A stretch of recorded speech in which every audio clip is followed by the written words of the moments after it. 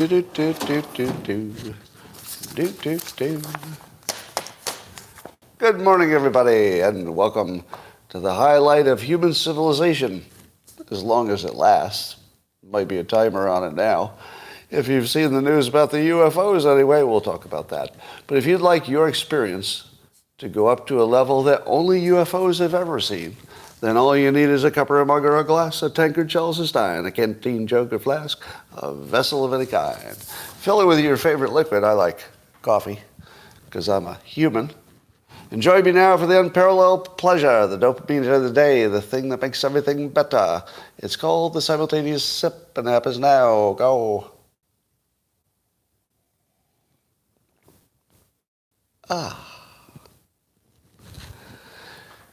So, let's talk about the news.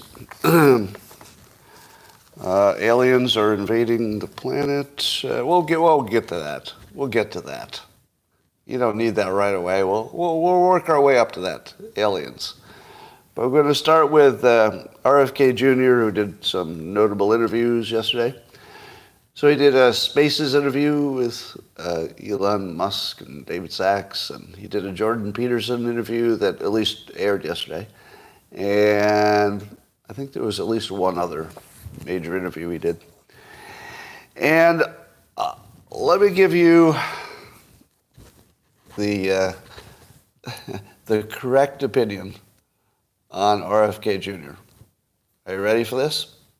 Now, one of the things he said, talking to Jordan Peterson, is that he has a path to victory. How many of you think he has a path? That there is a way he could win? How many of you think that? A little bit mixed, but a lot of yeses. Yeah, a lot of yeses, a lot of no's. All right, I'm gonna tell you that he has a path that might be the easiest path of all of them. You ready? All right, look at Trump's path. Trump has to get past Biden. We know he's failed to do that once, and we know that Biden's, how much he can function doesn't seem to matter. There seems to be an anti-Trump vote that can be activated. So Trump, I think, has a good chance of winning. Would you agree? I think he has a good, solid chance of winning. But if Biden is in the way, there's definitely a big if on that. Yeah, I feel like that's more of a coin toss. Trump versus Biden feels like a coin toss. What do you think? Coin toss? Let's say Biden is still somewhat functioning by Election Day. Yeah. All right. So how about DeSantis? Does DeSantis have a path? Well, he only has a path if Trump drops out. What are the odds of Trump dropping out or some legal problem taking him out? Not very high. Not very high, right? So on the Republican side, you've got Trump with maybe a jump ball, 50-50, and then there's nobody else who seems to be sort of having a good chance. Would you agree with that so far?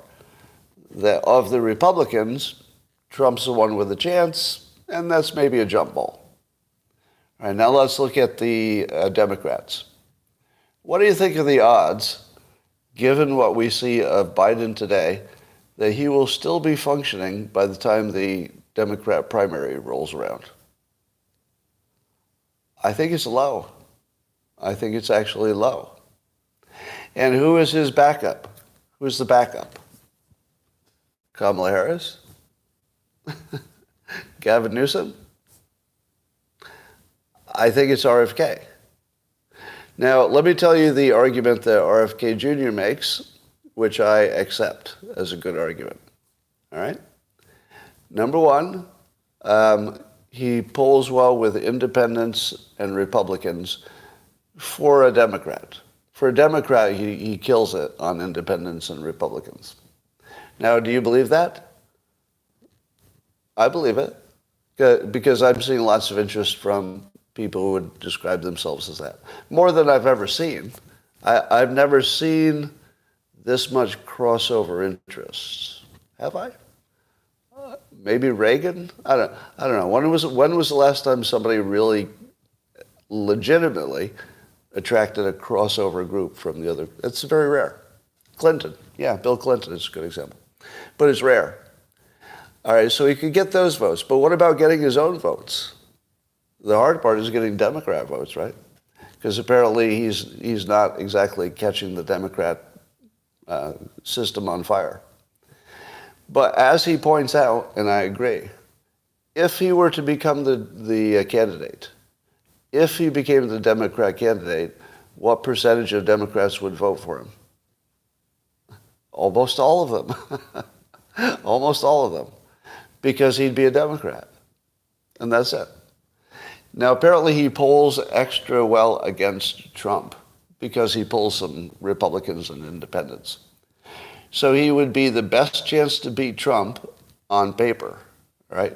RFK Jr. versus Trump, RFK wins. Biden versus Trump, it's a jump ball. All right, you're a Democrat. You want 4 more years of Biden and only a jump ball chance that he's going to beat Trump? But if you take RFK Jr., you have an 80% chance that you win versus a jump ball. It's not really close. It's not close. And there's no way that the people who have control of the Democratic Party, there's no way they haven't noticed that. I'm not breaking any news here. So the only thing that can keep RFK Jr. out of the job, statistically speaking, is Biden's health in the next year. Or when is the primary? When does the primary happen?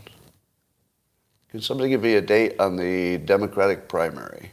It's about 1 year? Is it? I thought it was in the summer. Summer of 2024? Is it the summer of 2024? Is that right? I think that's right. All right. So let's say it's a year from now. Do you think so Biden, we already heard that Biden's schedule has been constrained to 4 hours a day, although I think that's fake. I think he's doing other presidential stuff in the other hours. And then on the weekends, they're sort of leaving him alone. And this is stuff that even CNN is reporting.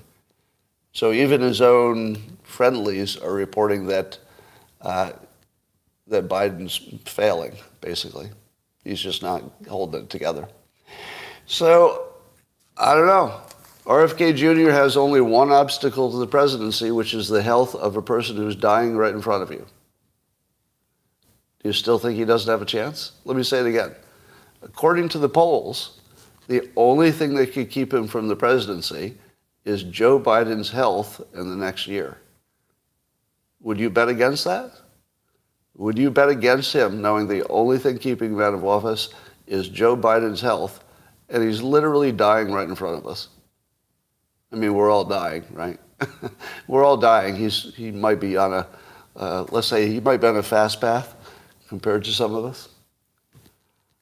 I don't know. If you're writing him out off, you're making a mistake. But it's entirely possible that Biden stays in the race, and that's the end of the story. People ask me, and so one of the big questions is his voice quality. And there are a number of people who say, I can't listen to him. It bothers me to listen to his voice. So I wanted to weigh in because I have some bad voice expertise. I had a similar problem for years.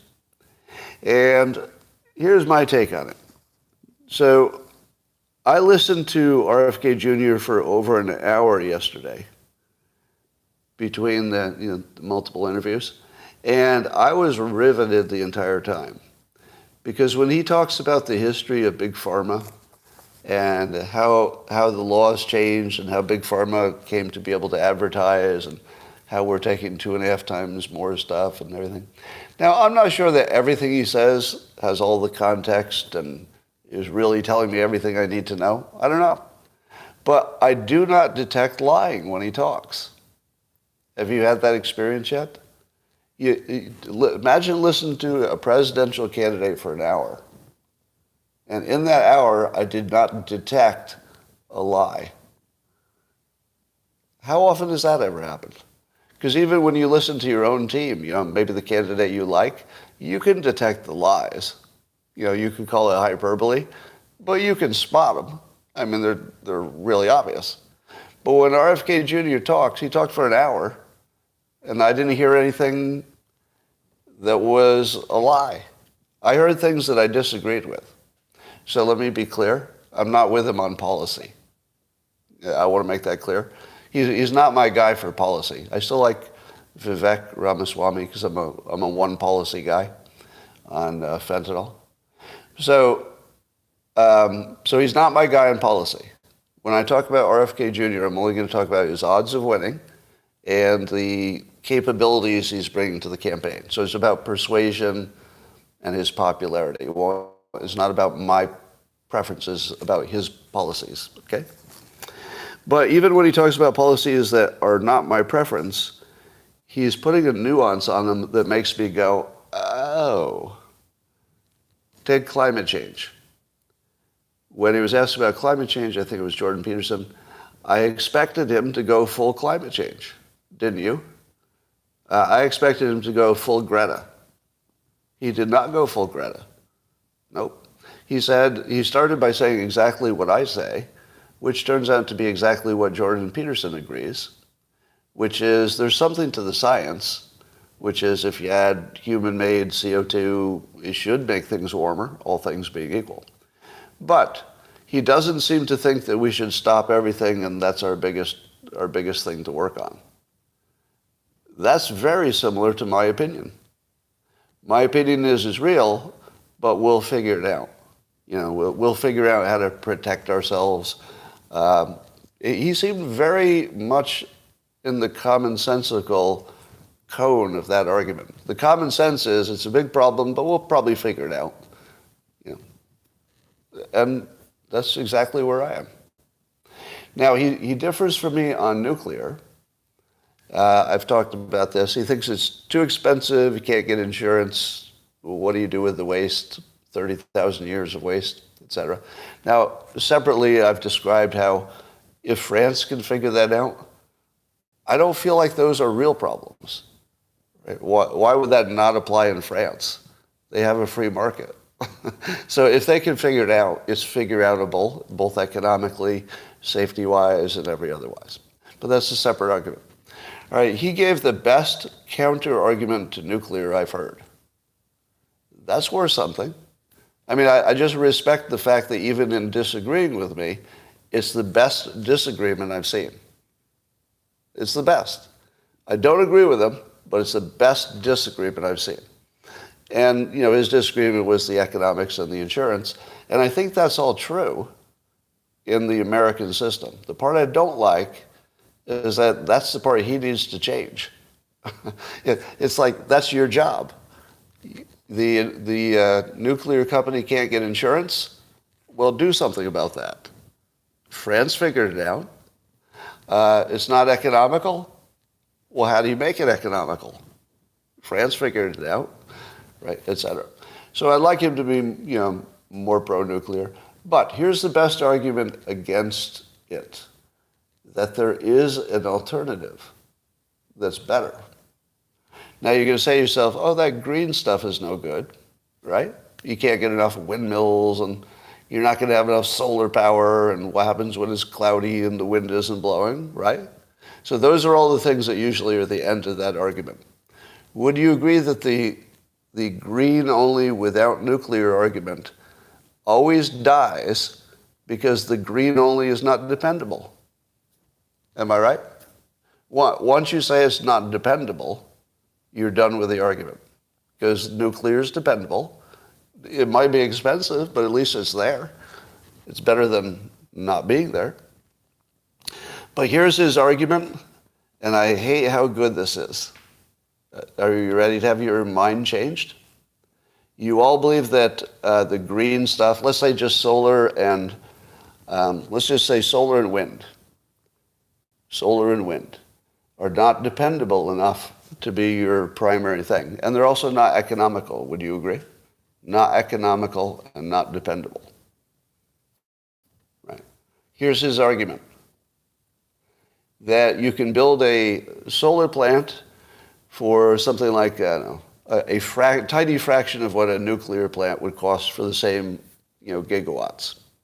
Do you think that's true? If the only thing you were looking at is the cost of building the plant, is it cheaper to build your $1 billion solar plant than your $20 or $40 billion nuclear plant for the same wattage? Probably right. Probably right. If you're just looking at initial costs, and also if you're looking at initial approvals, I would imagine it would be faster. You could probably build a nuclear. But that doesn't get you where you need to go, right?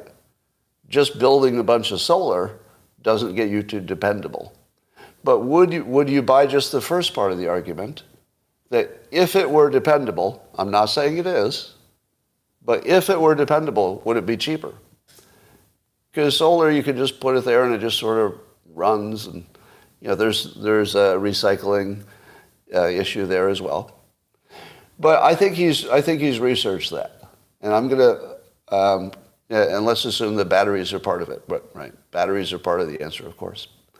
So, would you accept that he's done the math and he will tell you that building a solar plant is cheaper for the same amount of electricity as nuclear, when you consider all of the risks and costs of nuclear and how long it takes and all that? Would you allow that the initial build cost would be far less for solar?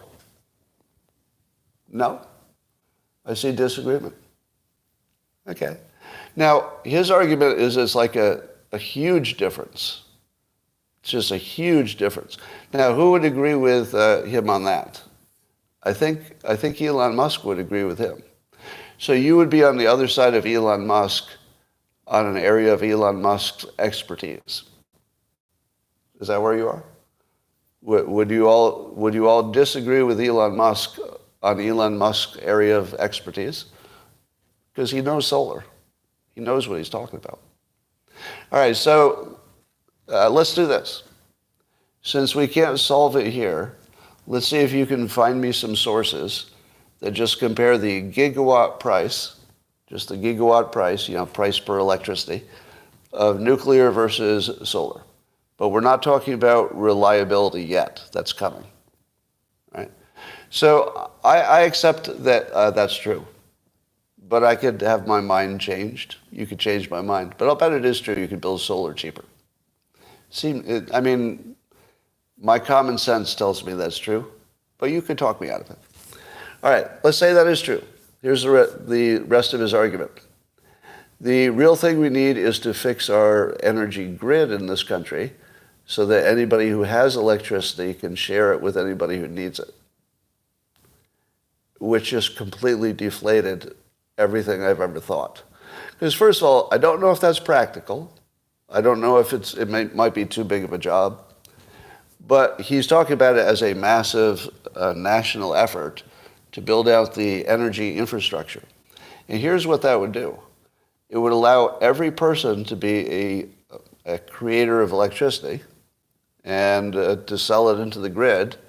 And if the grid were done well enough, presumably you could get the electricity from wherever you have it, you've got extra, to wherever you need it. So, for example, not everybody would have to be in the sun.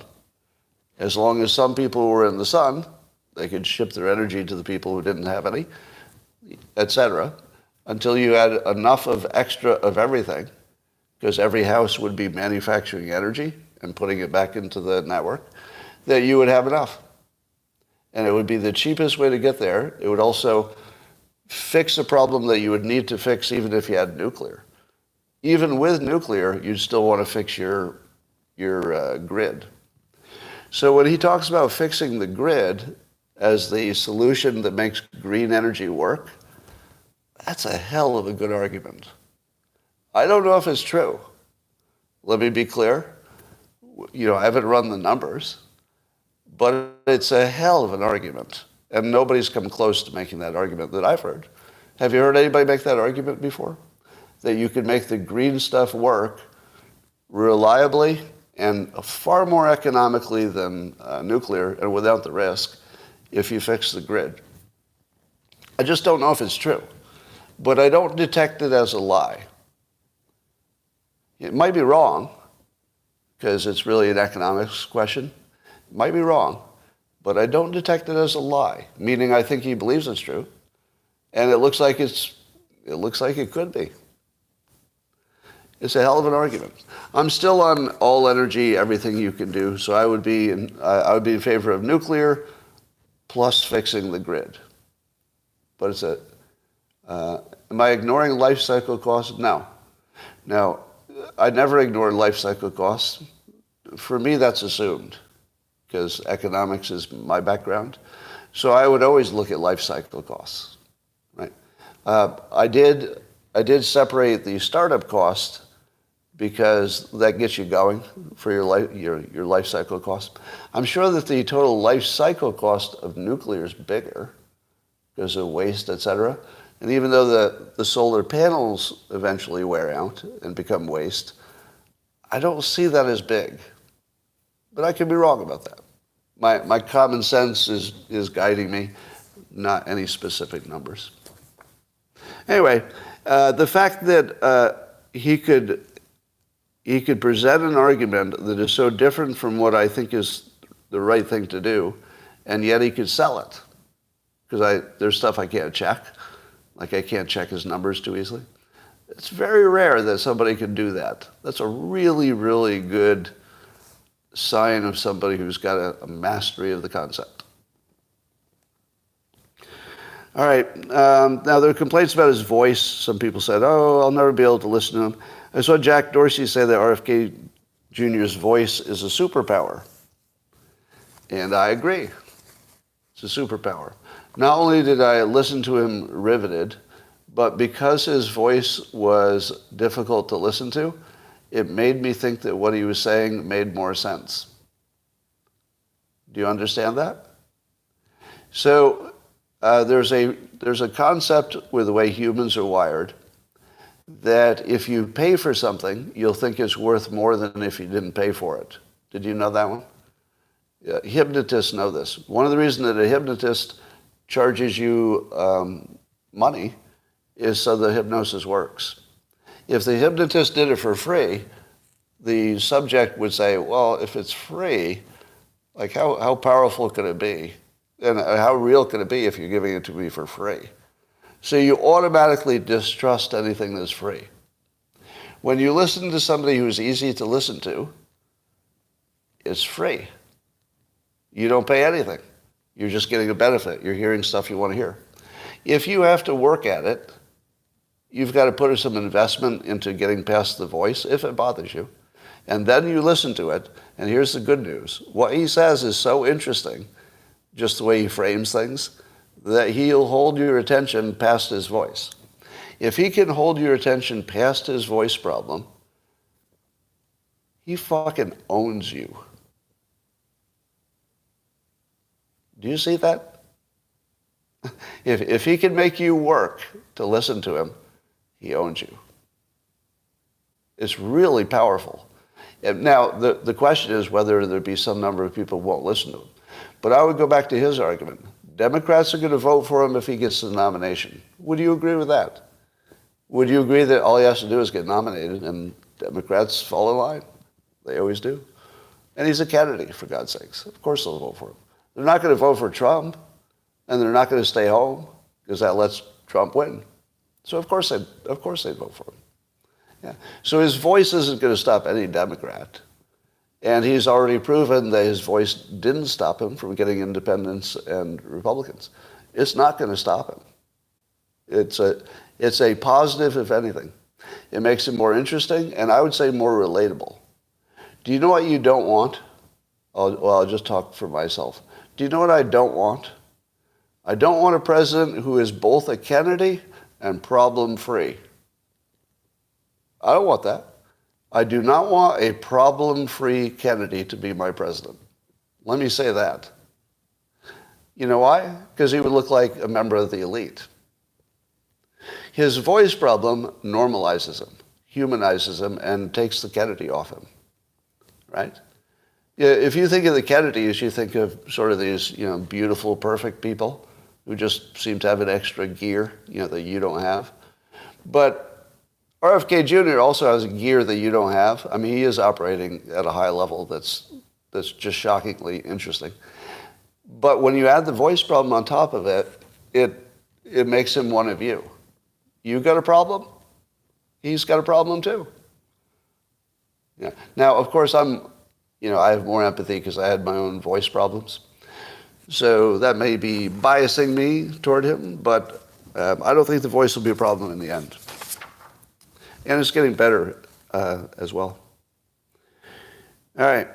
His biggest problem is trying to beat the Democratic superdelegates, but that's only if he's actually in it with Biden still in the race.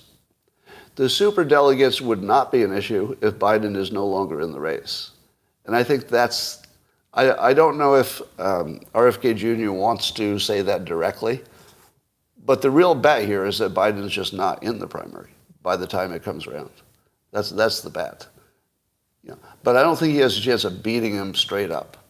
Who would agree with me? RFK Jr. can't beat Biden straight up because the superdelegates and the system will just want to keep Biden in place. So it's all about him not being in the race in a year. And I think the odds of that are pretty good. Not 100%, but let's put some odds on it.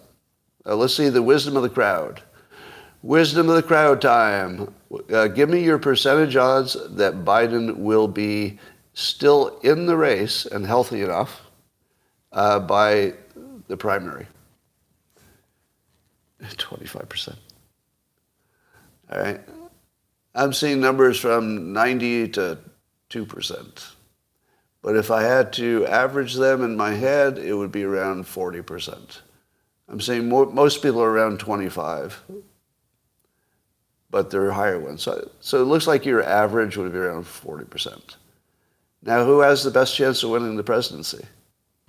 If you believe that Biden's chance of being the candidate are only 40%, that makes RFK Jr. most likely to be the president. I don't know if the betting markets have figured this out yet, but if the betting markets are also saying there's only a 40% chance that Biden will be the actual, healthy enough and together enough to be the nominee, if you take him out of the picture, it is RFK Jr. all day long. I don't know. I feel like that's what the conversation is going to turn into, because if you take RFK Jr. out of the conversation, stop it, Adam. Shh. Nobody listen to Adam. Everything Adam says is untrue. Could not be true. All right.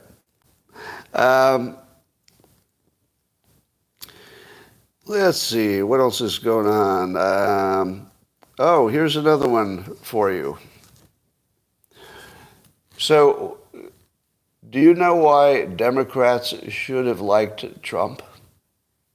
This will be a callback, and then I'm going to tie this into RFK. Why should Democrats have liked Trump? Not for success.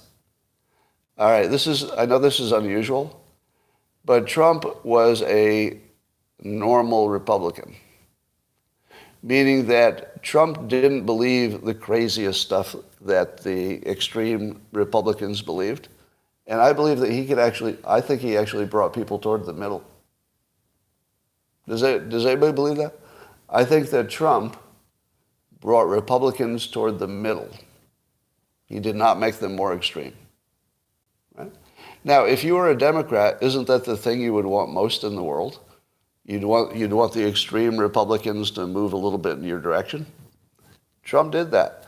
Now, of course, he was demonized to the point where you couldn't notice, but he did it. I think RFK Jr. would do that for the progressives. We know that Biden is not, let's say, reining in the progressives as much as he could, although I would give him credit that he's ignoring them to a large degree. So he is doing a good job of ignoring the crazies. But I think RFK Jr. would do even more. because he's bringing this common sense, middle ground thing. So if you think the biggest problem in the world is wokeness, see, this will be very non-obvious. If you think the biggest problem in the country is wokeness, who is more likely to get rid of it? DeSantis, who's the anti-woke guy, or RFK Jr., who just says, let's concentrate on common sense? It's RFK Jr., because he's the one who could lead his own side. Nobody's going to listen to DeSantis. The more he says you should be anti-woke, the more they're going to say, oh yeah, I'm going to be twice as woke. I will triple my wokeness just because you don't like it. So the weird thing about RFK Jr. and Trump is that they're the ones you would want the other side to have as their leader in case you lose. He's like an insurance policy. So if you're a Republican, you might prefer having him as the other side, because at least if you lose, the crazies won't be in control on the Democrat side. At least you get that, right? That's not nothing. That's not nothing. But you still got a lot of questions around the Second Amendment and nuclear power and climate change and a lot of things he's going to have to answer for. By the way, I saw this. There's some, I don't know if it's a rumor or true, that at some point in the past, RFK Jr. said that climate deniers should be jailed. Is that something you've seen? Climate deniers should be jailed? Now, I assume that's fake news. It's in a video, but that doesn't make it not fake news. You know that, right? The fact that you saw it in a video has no impact on whether it really happened. Because you've seen a million videos where you saw it with your own eyes, but it didn't happen because it was edited to change the reality. Here's what I think. Based on what I've heard of his current opinion on climate change, there isn't any chance he said that. Now, you might have a video, but there's no chance it's real. Was he talking maybe about only some big climate polluters, like the Koch brothers or something? But was that the context that was it removed? Yeah. So I think the context was limited to some specific players who were so bad in polluting the world, they thought maybe they should go to jail. So I don't believe this had to do with you and I doubting climate change. Let me do this in a different way. Consider that Democrats really believed that President Trump praised neo-Nazis in public and did it with forethought and intention. And Democrats actually believed that. Do you know why they believed it? They saw it on a video with their own eyes, heard it with their own ears. That's why they believed it. It just didn't happen because they cut out the context that reversed its meaning. Same with the drinking bleach, right? How did anybody believe that in the first place?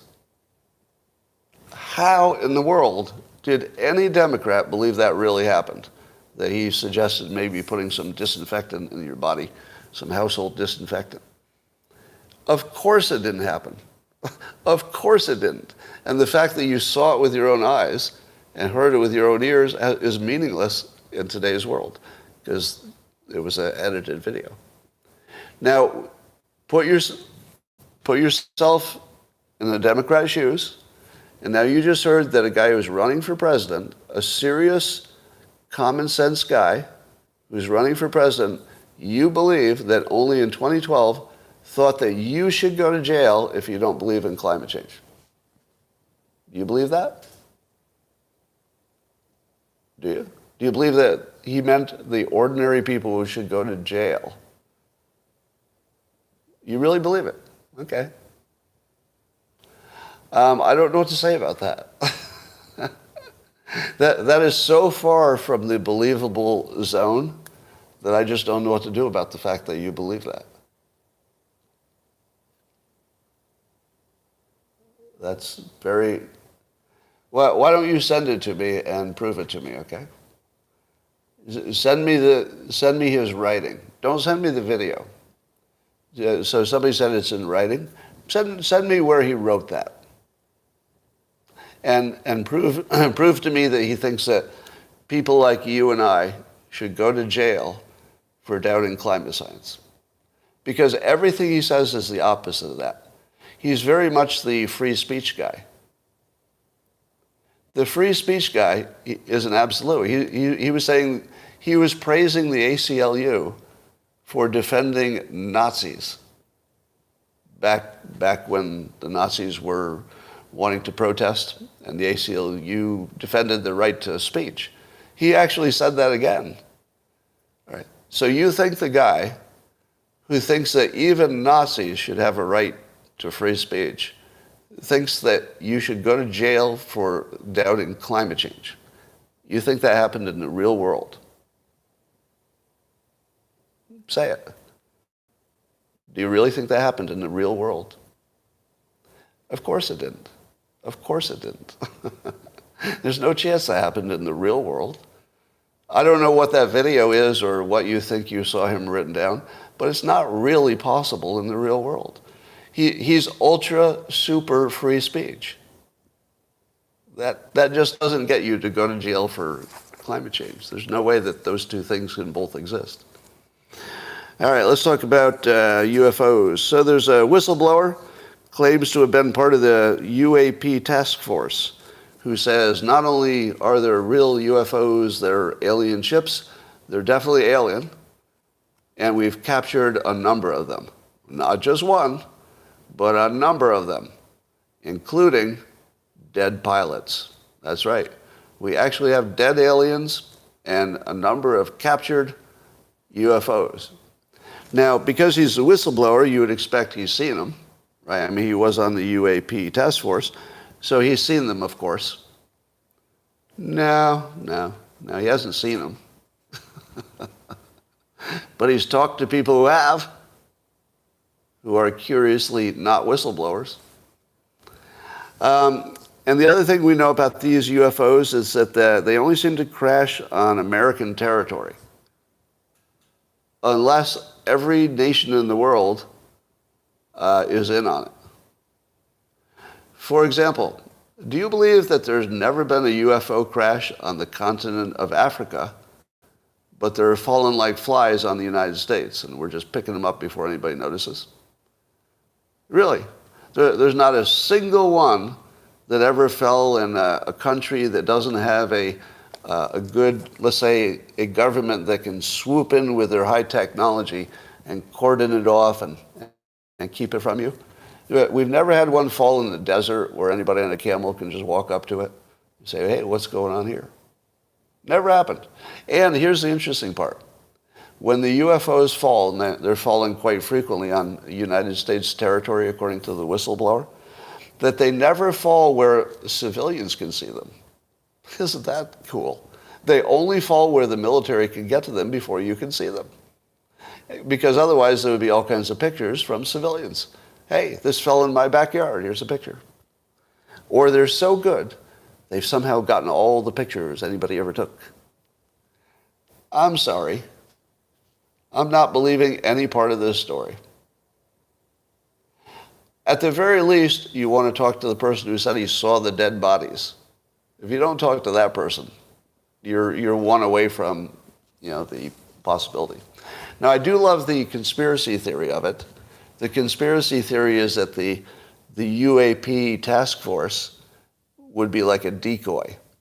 So the government would create a task force, but then the government would prevent the task force from seeing any good evidence, so that the task force would do their work and conclude that there's no evidence of aliens, because the government itself wouldn't let its own task force see any of the good stuff. That's his claim. Does that sound reasonable to you? That the government created a secret task force with the specific intention of keeping them from finding out the truth, so that they would lie to the public without having to lie? It would be all they knew. I don't know. That's a little too conspiracy-ish to me. A little too on the nose. All right, so I hate to ruin your fun, but I'm going to say there are no alien ships in our custody. How many of you believe there are alien ships in our American custody.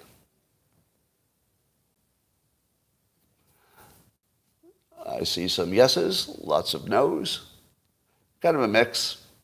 I think I may have, browbeat you into saying no, but I want to believe this. I don't think I've ever seen a story I wanted to believe more than this, but I don't. I don't believe any of it. Yeah. You think it's ships? Well, he was very clear that there are dead pilots in the ships. All right. Dead alien bodies, and we have them. No. I want to be wrong about this. Oh, man, I want to be wrong. It'd be so much fun. But no. All right.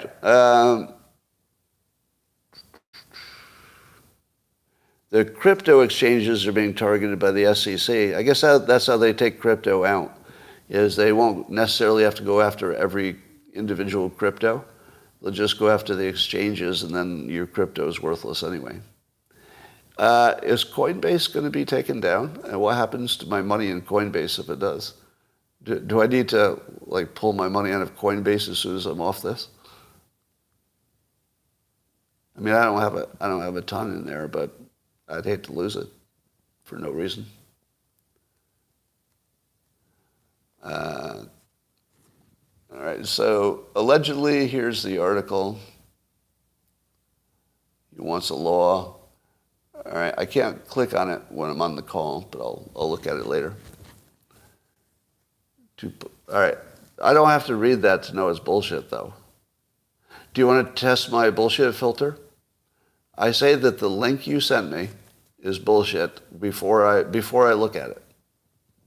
Now, if it's not, then I, of course, will publicly confess my arrogance and stupidity, as I do so often. But I'm going to bet against that pretty heavily.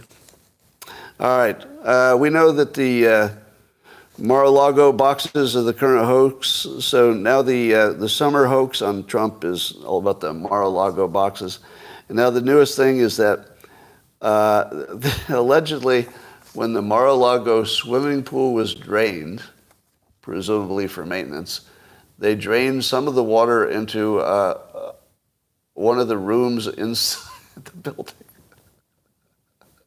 What? The story doesn't even make sense.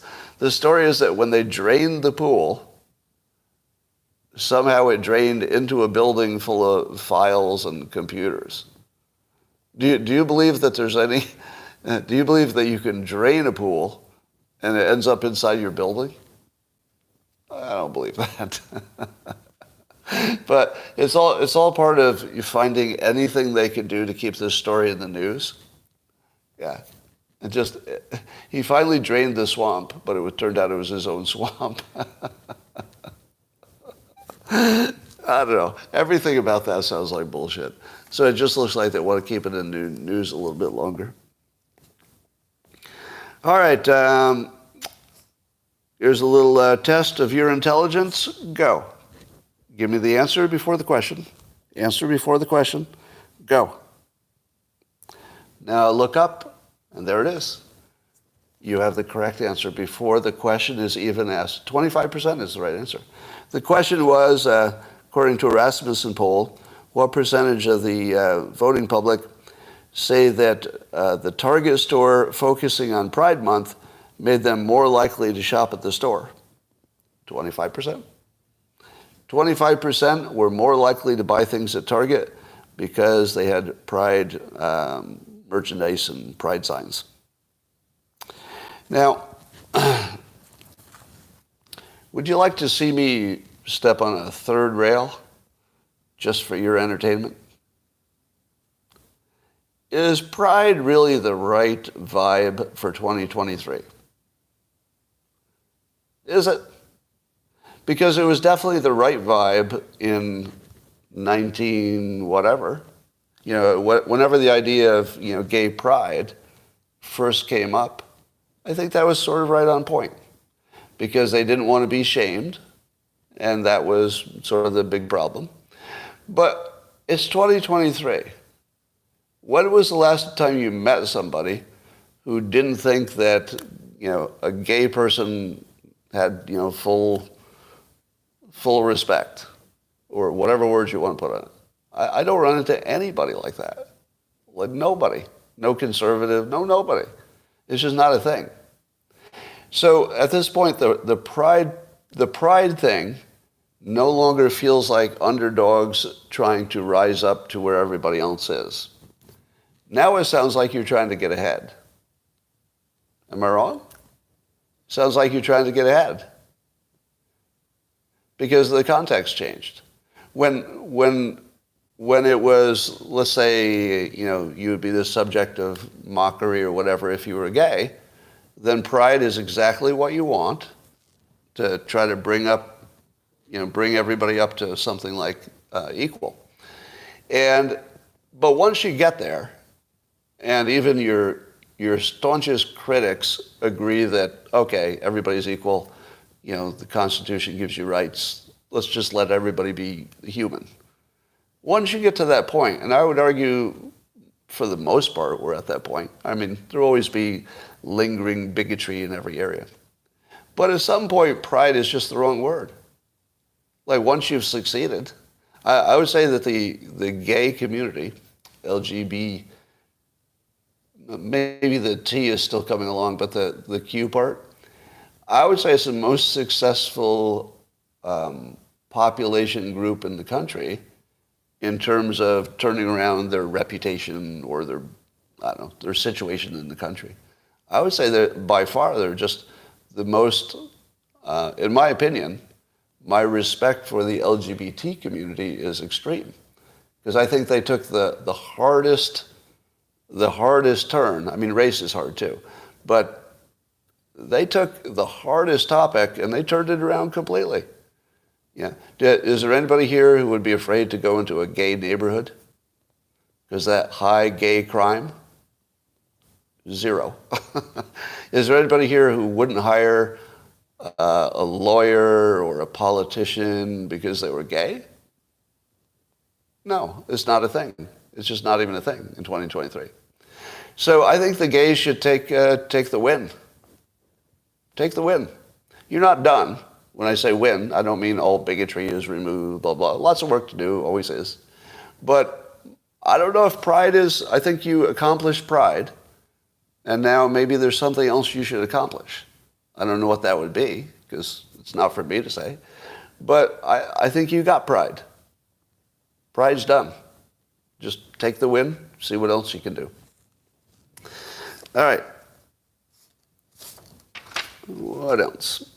So Tim Scott, Senator Tim Scott went on The View, and they wanted to talk to him about his view that systemic racism shouldn't hold you back.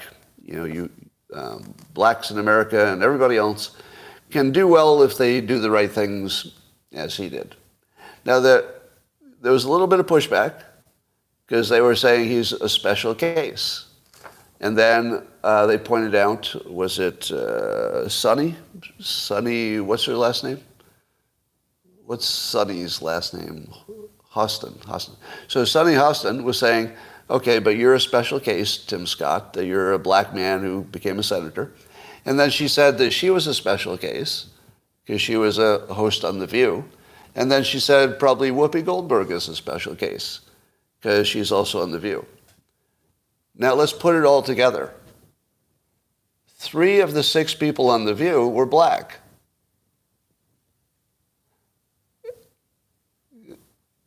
Do I need to go on? 3 of the 6 people on The View, like one of the most famous, storied shows of all time, as hits above its weight and political impact and everything else. 3 of the 6 people were black, counting Tim Scott that day. 3 out of 6. Take the win. Take the win. Now, Tim Scott got a lot of credit for holding his own. And he did a really good job of getting time to speak. Sorry, YouTube, I keep losing the connection there. So here's the question I ask myself. Why is it that Tim Scott was treated so respectfully? And it seemed different from the way other people have been treated on the show. What do you think it was? Do you think it's because he was black? That was my first thought, as they were giving him a little extra consideration because he was black. But I don't think it's just that. I think that's part of it. But I don't think that's the big part. You know what I think it is? I think he has that leadership thing. That's what I saw. I think he has the leadership thing. And what I mean by that is that when he talked, they actually wanted to listen. Do you hear what I'm saying? That when he talked, they wanted to listen. They disagreed with him, and yet they wanted to hear it completely. And that's because he does the following things. He doesn't say crazy shit, right? Doesn't say crazy shit, so they don't have to talk over him and yell at him when he's saying crazy shit, because he just doesn't do it. He just says obvious common sense things, which you might disagree with, but none of it's crazy. He is polite. He doesn't talk over them. And when he comes at them with his leadership, polite common sense, it completely disarmed them. They just put down their weapons. Now that's what I saw. And I thought that was really impressive. And I'll bet he can do that in other contexts, right? So if you're looking at Tim Scott as the black guy, maybe you should take another look. Because he showed me that he's got another gear. Because the deference that they were paying him was real. And it looked like he earned it. That's what it felt like. He had earned credibility that even The View, who didn't like his views, they understood the credibility behind it. And his politeness to them, which was real, caused them to be polite back, because otherwise they would look like turds. Right? Now, if you throw somebody like Trump in there, he's going to be a fighter. So he's going to say some provocative things, and that's going to cause them to say provocative things, and then you've got to fight. But Tim Scott led them. He led them. Like, he sat down and he owned the group. And he owned them by common sense and by politeness that completely disarmed them. Good job, Tim Scott. He would make an excellent vice president and potentially president. I like a lot about him. Here's how I would prefer talking about the subject. All right, so this is sort of a Tim Scott advice. I believe that we make a mistake, we humans, typically make this mistake. We connect the problem with the solution. Now, that doesn't sound like a problem, does it? Don't you think the solution should be related to the problem? Common sense. Here's the problem. I think the solution should be related to the problem. That just makes sense. Except that it doesn't make sense every time. Here's a case where it doesn't make sense. Let's say you believe systemic racism is a real problem. I do. It's a real problem. Is your way to get past it to directly find a solution that is directly related to systemic racism? Is that your best play? Well, if you could do it easily, it would be.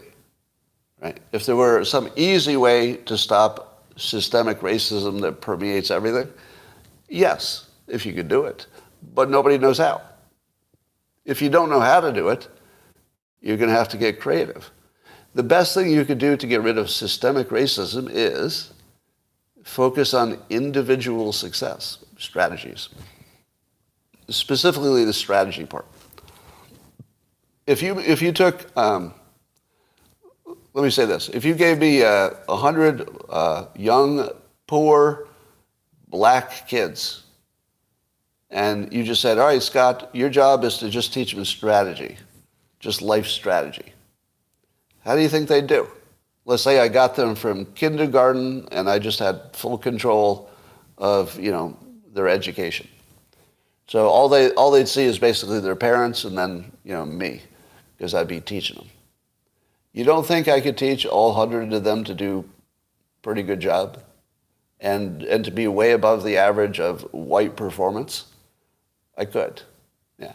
I could take any 100 black kids on average and make them on average higher earners and have, better, more successful lives than an average white person who didn't have any strategy, who was just trying to figure it out on their own.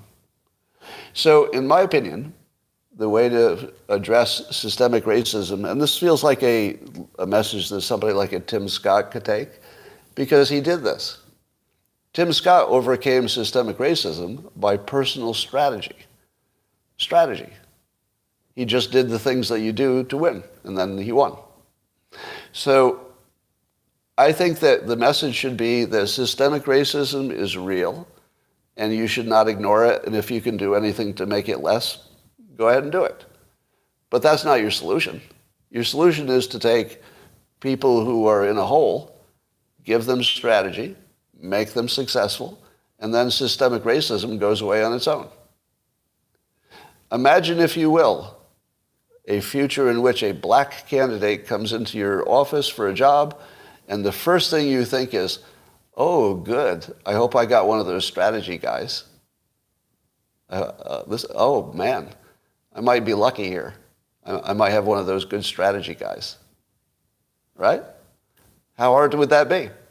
That's a one-generation fix. In one generation, you could teach black Americans strategy, and every time they came into a job meeting, your bias would be, oh, a strategy person.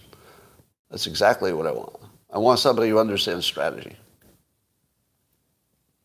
So you do that, and systemic racism largely melts away on its own.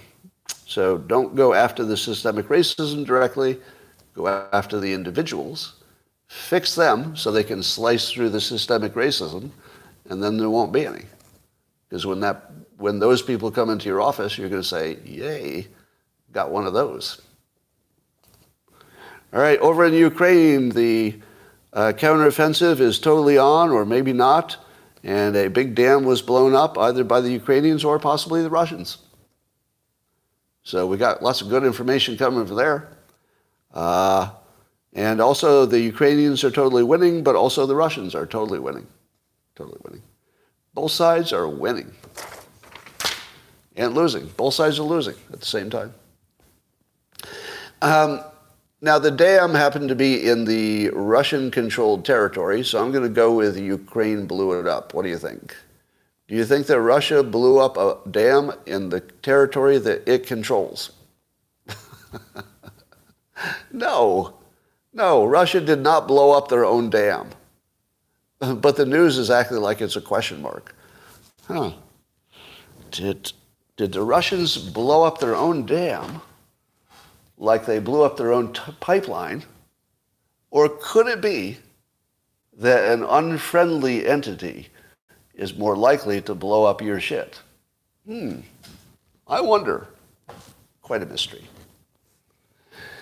They did it to slow the counteroffensive. You think the Russians blew up their own dam to slow down the counteroffensive? Really? Because I'm no military expert, but let me weigh in on that strategy. The parts that are flooded, the Ukrainians can ignore because that's already conquered by the water. They're not going to fight the water. The water will conquer a certain amount of places where it floods, and then that part's that's not in the war anymore. I mean, the war just won't count because it's flooded. What the hell are you going to do? Put a flag there? So, I don't know. I don't see them flooding it in this scenario. I understand, there could certainly be a scenario in which your own side blows up a dam. I get that. But I don't see it here. Because there's this gigantic swath of territory that the Ukrainians could attack. They don't have to attack that little flooded part. Do they? Nobody said it was so critically important to the war that if it's flooded, it's going to change the course of the war or anything like that. To me, it looks like it was just the Ukrainians taking out the electricity in the area that they're attacking, which it did. All right. They have to cross it to reach the other areas, but was that the one place they had to cross? I mean, I've got a feeling that there are just lots of ways that Ukraine can get at, that gigantic line on the border. I don't know. I could be wrong. I'm just going to say Ukraine. The water pushes them to a kill zone? Maybe. That's a pretty good theory. So the theory was that the flooding could push existing forces that maybe have already started a counteroffensive. It could push them in a direction of, disadvantage. I could see that. But I feel like you wouldn't blow up your own dam unless it was your last resort. Of course, it's not their dam, so maybe they don't care. But I don't think you blow up your own dam unless you think that's going to win the war or really make a big difference. And I don't. The experts are not saying that it's making a big military difference. Could be wrong. That's Crimea's water supply. Distracts from their failed offensive? Maybe. It's about making people suffer.